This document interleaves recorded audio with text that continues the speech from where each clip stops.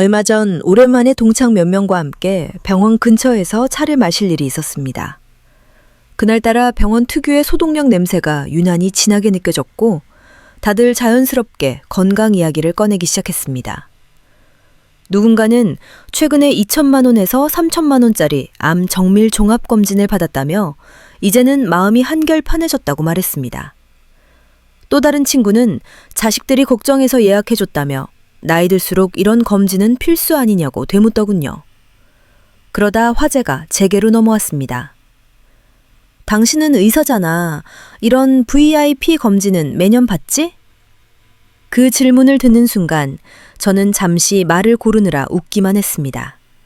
그리고는 고개를 천천히 저으며 이렇게 답했습니다. 나는 그런 검진을 거의 하지 않아.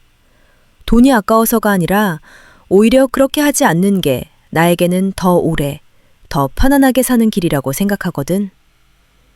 순간 테이블 위의 공기가 묘하게 가라앉는 것이 느껴졌습니다. 모두들 놀란 표정으로 저를 바라봤고 누군가는 농담처럼 검사를 안 하면 더 오래 산다고?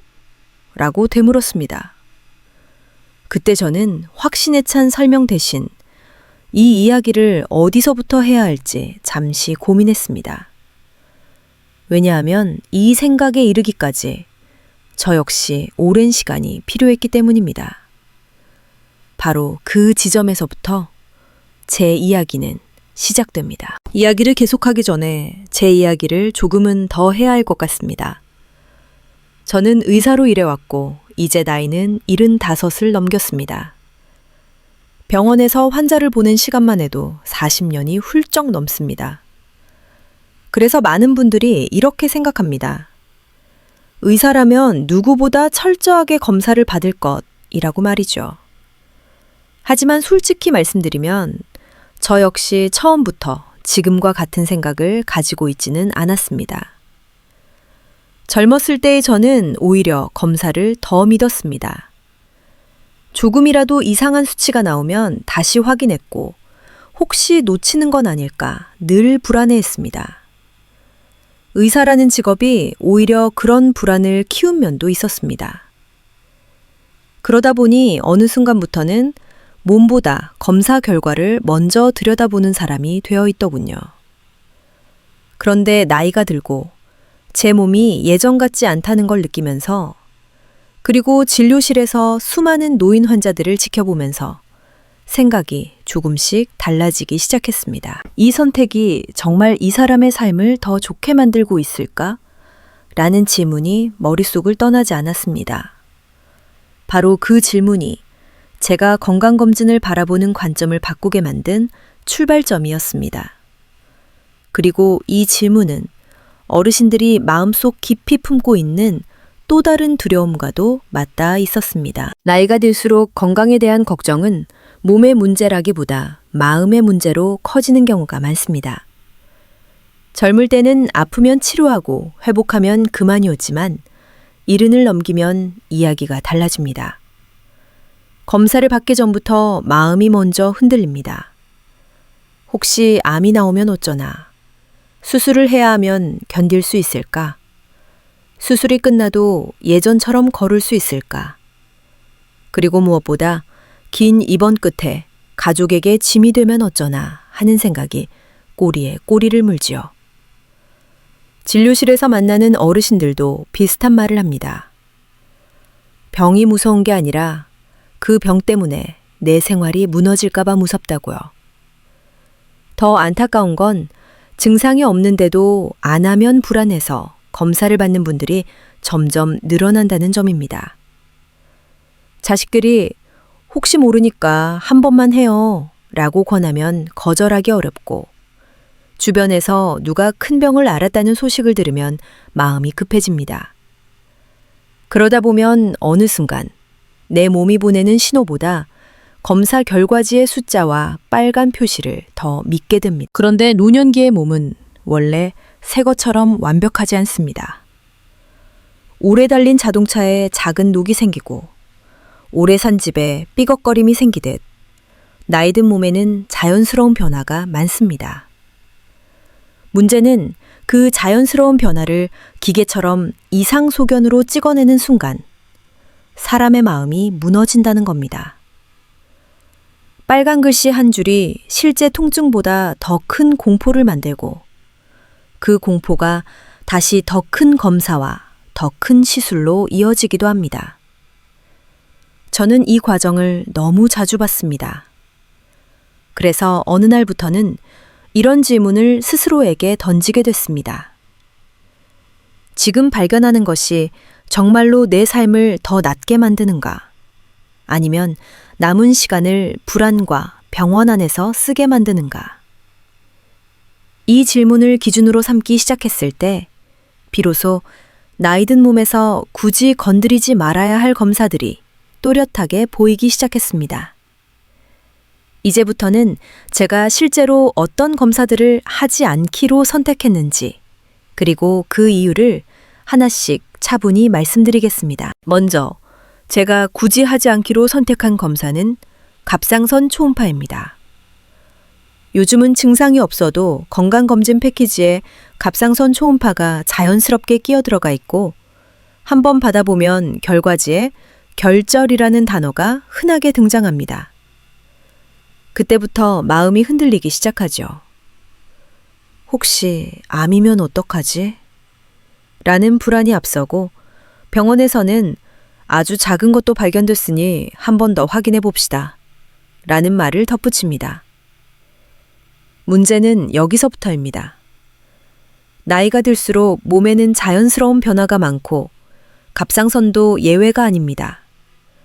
작은 결절이 보인다고 해서 그것이 곧바로 치료해야 할 위험한 병인 경우는 생각보다 많지 않습니다. 특히 노년기에 발견되는 갑상선의 변화는 진행이 매우 느리거나 평생 큰 문제를 일으키지 않는 경우도 적지 않습니다. 저는 이 사실을 알고 나서 발견과 질병은 다르다는 생각을 더 강하게 하게 됐습니다. 발견됐다는 이유만으로 불안이 시작되고, 불안이 시작되면 검사가 늘어나고, 검사가 늘어나면 결국 칼을 대는 선택까지 이어질 수 있습니다. 그리고 수술을 하게 되면 그 이후는 끝이 아닙니다. 갑상선을 일부 또는 전부 제거하면 평생 호르몬 약을 복용해야 하고 약 조절을 위해 병원을 정기적으로 다녀야 합니다. 물론 누군가에게는 꼭 필요한 과정일 수 있습니다. 하지만 제가 말하고 싶은 건 증상이 없고 일상생활에 문제가 없다면 그 작은 발견을 평생의 환자 생활로 바꿔버릴 필요가 있는지 한 번 더 생각해 보자는 것입니다. 저는 제 나이에서 남은 시간을 검사 결과지의 문구에 끌려다니며 살고 싶지 않았습니다. 그래서 특별한 증상, 목에 만져지는 덩이가 빠르게 커진다든지, 목소리가 갑자기 쉬고 삼키기 힘들다든지 없는 한, 저는 갑상선 초음파를 습관처럼 받지 않기로 했습니다. 두 번째는 남성 어르신들에게 특히 민감한 PSA, 전립선 특이항원 검사입니다. 건강검진표에는 종양 표지자라는 이름으로 적혀 있어서 마치 이걸 안 하면 큰일 나는 것처럼 느껴지기도 합니다. 하지만 PSA는 수치가 조금 올랐다고 해서 곧바로 치명적인 암으로 연결되는 검사가 아닙니다. 나이가 들면 전립선 자체가 커지기도 하고 염증이나 일시적인 자극으로도 수치가 흔들릴 수 있습니다. 그런데도 수치가 높게 나오면 많은 분들이 곧바로 공포에 빠집니다. 이제 나는 암 환자인가? 하고요. 그 공포가 다음 단계로 이어집니다. 전립선 조직 검사는 결코 가벼운 과정이 아니고 그 과정 자체가 부담이 될 수 있으며 결과가 암으로 나오면 더 큰 선택 앞에 서게 됩니다. 특히 전립선암은 노년기에 매우 천천히 자라는 경우가 많아 암이 있다는 사실이 삶의 질을 당장 높여주기보다 오히려 불안과 치료 부담을 늘리는 경우도 있습니다. 저는 이런 상황에서 스스로에게 이렇게 묻습니다. 내가 지금 이 수치를 아는 것이 내 남은 삶을 실제로 더 편안하게 만들까? 아니면 걱정만 늘릴까? 그리고 저는 후자일 가능성이 크다고 느꼈습니다. 그래서 저는 의사가 루틴처럼 권하더라도 제 나이와 제 생활을 기준으로 굳이 하지 않는 선택을 할 때가 있습니다. 핵심은 하나입니다. 모든 발견이 곧바로 치료로 이어져야 하는 것은 아니라는 것. 그리고 노년기의 건강은 완벽한 정상 수치가 아니라 기능과 일상으로 판단해야 한다는 것입니다. 이런 기준을 세우고 나니 몸속을 더 깊게 들여다보는 검사들, 특히 장이나 전신을 들쑤시는 검사들에 대해서도 저는 다시 생각하게 되었습니다. 다음으로는 많은 분들이 가장 고민하는 대장 내시경과 불안해서 찍게 되는 MRI나 PET-CT 같은 검사 이야기를 이어가 보겠습니다. 다음으로 많은 분들이 가장 고민하는 검사가 대장 내시경입니다. 주변에서 누군가 대장암 진단을 받았다는 이야기를 들으면 증상이 없어도 마음이 급해집니다. 저 역시 그런 순간들을 여러 번 겪었습니다. 하지만 제 나이에 이르러서는 대장 내시경을 습관처럼 반복하는 것이 과연 이득인지 스스로에게 묻게 되었습니다. 의학적으로 대장에서 발견되는 작은 용종이 암으로 진행되기까지는 짧아도 10년, 길게는 15년이라는 시간이 걸리는 경우가 많습니다. 이 시간을 생각해 보면 지금 70대 중후반에 접어든 사람이 무증상 상태에서 작은 용종 하나를 찾아 제거하는 것이 실제로 남은 삶의 질을 얼마나 바꿔줄지 냉정하게 따져볼 필요가 있습니다. 반면 검사 자체의 부담은 지금 당장 존재합니다. 나이가 들수록 장벽은 약해지고 내시경 중 장에 구멍이 나는 위험은 젊은 사람보다 분명히 높아집니다. 또한 검사 전후에 사용하는 진정제나 수면 유도제가 심장과 호흡에 미치는 영향도 무시할 수 없습니다. 저는 이전 검사에서 특별한 문제가 없었고 현재 혈변이나 이유 없는 체중 감소 같은 경고 신호가 없다면 굳이 이 위험을 반복해서 감수하지 않기로 선택했습니다. 이것은 대장암을 가볍게 여겨서가 아니라 제 나이와 제 몸이 감당할 수 있는 범위를 고려한 판단입니다. MRI나 PET-CT 같은 전신 영상 검사도 비슷한 맥락에서 생각해 보게 됩니다. 머리가 조금 아프거나 어딘가 찜찜하다는 이유만으로 전신을 한번 쭉 훑어보자는 제안을 받는 경우가 적지 않습니다. 비용도 만만치 않고 최신 장비일수록 아주 작은 변화까지 잡아냅니다. 문제는 그 아주 작은 변화가 대부분은 치료할 필요도, 당장 의미를 부여할 필요도 없는 경우라는 점입니다. 하지만 화면에 찍힌 이상 소견을 눈으로 확인하는 순간 사람의 마음은 쉽게 흔들립니다.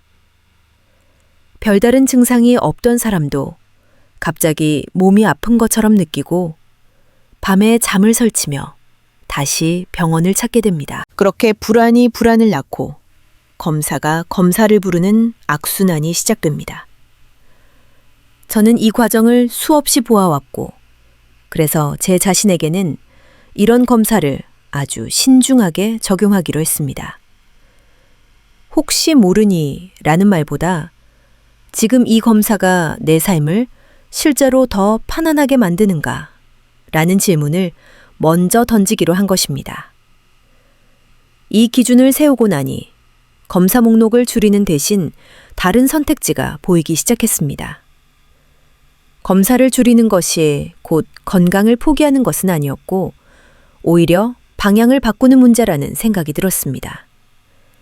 바로 여기서부터 저는 무엇을 하지 않을 것인가에서 무엇에 투자할 것인가로 시선을 옮기게 되었습니다. 여기까지 이야기를 듣다 보면 많은 분들이 마음속으로 같은 질문을 하게 됩니다.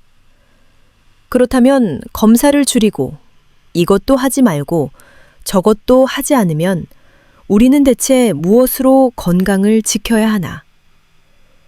저 역시 처음에는 이 질문 앞에서 쉽게 답을 내리지 못했습니다. 검사를 덜 한다는 선택이 마치 무책임하거나 스스로를 방치하는 것처럼 느껴졌기 때문입니다. 특히 평생 조기에 발견해야 산다는 말을 듣고 살아온 세대에게 이 생각을 내려놓는 일은 결코 쉬운 일이 아니었습니다. 하지만 시간이 지나면서 저는 한 가지를 분명히 깨닫게 되었습니다. 문제는 검사를 하느냐 하지 않느냐가 아니라 우리가 건강을 어떤 방향으로 관리하고 있느냐는 점이었습니다. 병을 찾는 데만 모든 관심을 쏟다 보면 지금 이 순간의 몸을 지켜주는 일은 자연스럽게 뒤로 밀리게 됩니다. 저는 이것을 병을 찾아 헤매는 삶과 몸을 보호하는 삶의 차이라고 생각하게 되었습니다. 솔직히 말하면 의사로 살아온 저 역시 이 관점을 받아들이기까지 꽤 오랜 시간이 필요했습니다. 검사를 하나씩 줄일 때마다 마음 한켠이 불안해지기도 했지만 동시에 이상하게도 숨이 조금씩 편해지는 느낌도 들었습니다. 병원과 검사표에서 벗어나니 제 시간과 에너지를 다른 곳에 쓸 여지가 생겼기 때문입니다. 그리고 그 여유는 막연한 불안이 아니라 실제로 노년의 삶을 지켜주는 선택들로 이어질 수 있었습니다. 바로 그 선택들이 무엇인지 이제부터 차분히 이야기해 보려고 합니다. 검사를 줄이기로 마음먹은 뒤 가장 많이 받은 질문이 하나 있습니다. 그럼 아무것도 안 하고 가만히 있으라는 말이냐? 는 것이었습니다.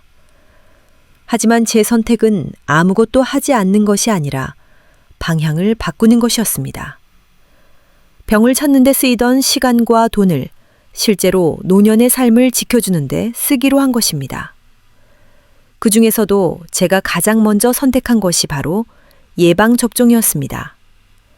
특히 대상포진 백신은 제게 큰 의미가 있었습니다. 대상포진을 겪어본 분들의 이야기를 들으면 하나같이 고통을 이야기합니다. 옷깃만 스쳐도 칼로 베는 것처럼 아프고 밤에는 통증 때문에 장을 이루지 못한다고 합니다.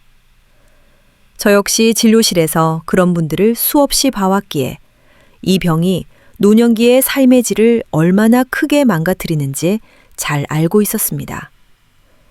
많은 분들이 예전에 한 번 맞았던 생백신을 떠올리며 나는 이미 예방이 됐다고 생각합니다.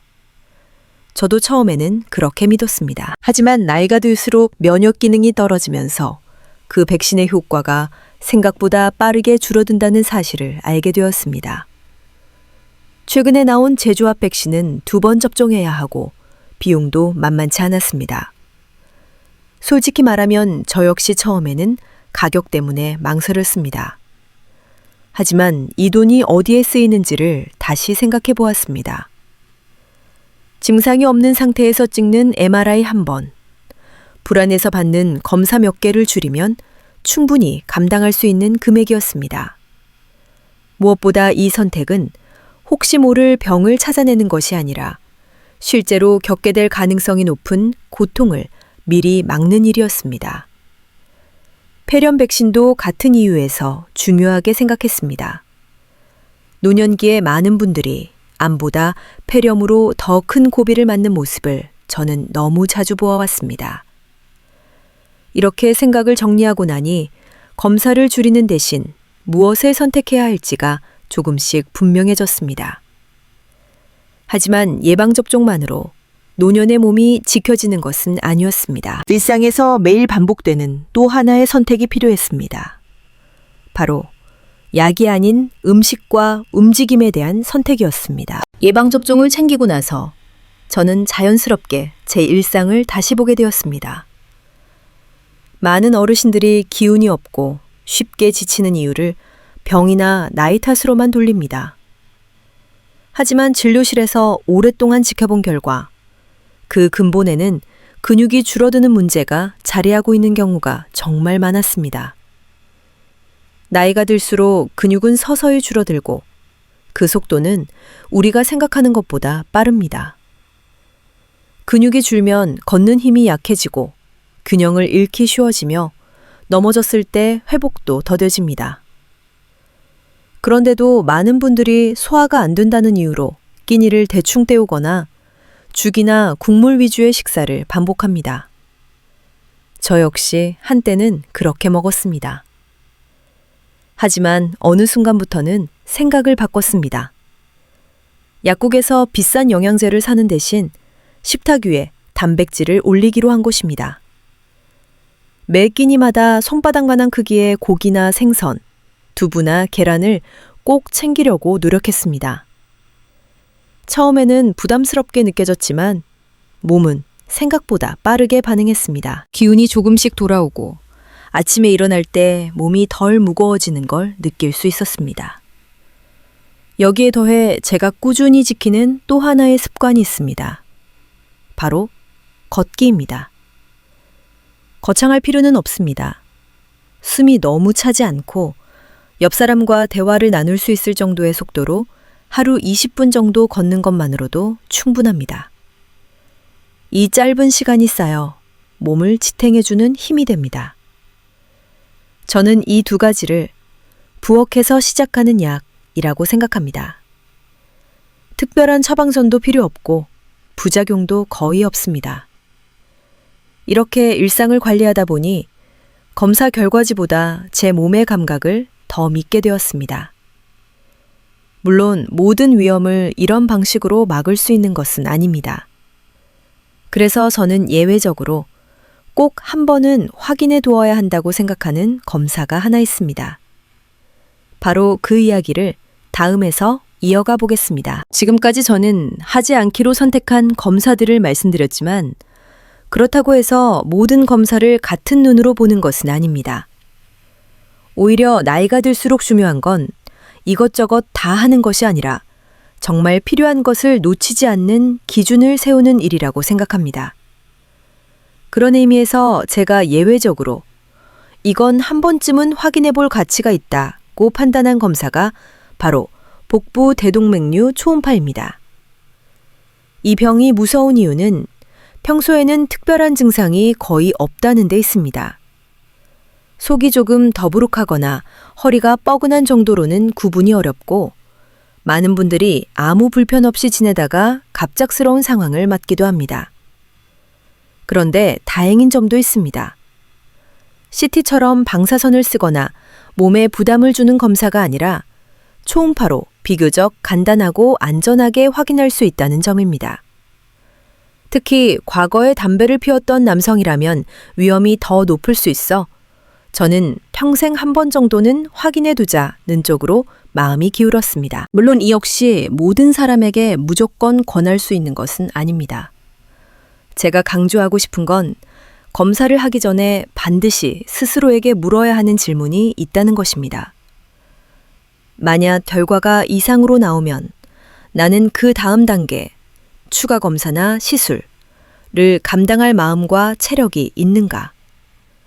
그리고 의사에게도 차분히 확인해 보시는 게 좋습니다. 선생님, 이 검사를 해서 이상이 나오면 다음에 어떤 조치를 하게 되나요? 그 조치가 제 나이와 몸 상태에서 실제로 도움이 될까요? 지금 안 하고 나중에 증상이 생겼을 때 해도 늦지 않나요? 이렇게 물어보면 불안해서 하는 검사와 필요해서 하는 검사가 구분되기 시작합니다. 저는 이런 기준이 생긴 뒤로 병원에서 권하는 말에 휩쓸리기보다 제 삶의 방향을 제가 결정한다는 감각을 되찾았습니다. 그리고 결국 남는 질문은 하나입니다. 우리는 얼마나 오래 사느냐보다 남은 시간을 어떤 모습으로 살아가고 싶으냐는 것입니다. 이제 마지막으로 제가 생각하는 잘 늙는다는 것의 의미를 정리하며 이야기를 마무리해 보겠습니다. 오늘 제가 드린 이야기가 누군가에게는 조금 불편하게 들렸을지도 모릅니다. 평생 검사를 해야 안심할 수 있다는 말을 들어온 세대에게 검사를 줄이자는 이야기는 쉽게 받아들이기 어렵기 때문입니다. 저 역시 여전히 완전히 자유롭지는 않습니다. 어떤 날은 몸의 작은 변화에도 마음이 먼저 흔들리고 혹시 놓치는 건 아닐까 하는 생각이 들 때도 있습니다. 다만 예전과 다른 점이 있다면 그 불안을 없애기 위해 또 다른 불안을 만드는 선택은 하지 않으려고 한다는 것입니다. 나이가 들수록 건강은 숫자나 결과지로만 관리되는 것이 아니라 하루하루의 생활과 감각 속에서 지켜진다고 저는 믿게 되었습니다. 아침에 일어나 스스로 걸을 수 있는지, 식탁 앞에 앉아 밥맛을 느낄 수 있는지, 밤에 잠자리에 들 때 몸과 마음이 얼마나 편안한지, 이런 것들이 제게는 점점 더 중요해졌습니다. 오래 산다는 것은 병원에 오래 머무는 시간이 늘어나는 것이 아니라 일상의 주도권을 잃지 않는 것이라고 생각합니다. 그래서 저는 병을 찾기보다 몸을 보호하는 쪽으로, 불안을 키우기보다 삶을 지키는 쪽으로 방향을 조금씩 옮겼습니다. 이 선택이 모든 분들께 정답일 수는 없습니다. 다만 같은 고민을 하고 계신 분들께 또 하나의 생각거리로 전해졌다면 그걸로 충분합니다. 만약 오늘 이야기가 마음에 조금이라도 남았다면 검진 예약을 늘리기보다 오늘 하루를 조금 더 잘 살아보는 선택을 해보셔도 좋겠습니다. 편한 신발을 신고 천천히 걷거나 가족과 따뜻한 식사를 나누는 것처럼 말입니다. 어쩌면 그런 순간들이 남은 시간을 가장 건강하게 만드는 힘일지도 모르겠습니다.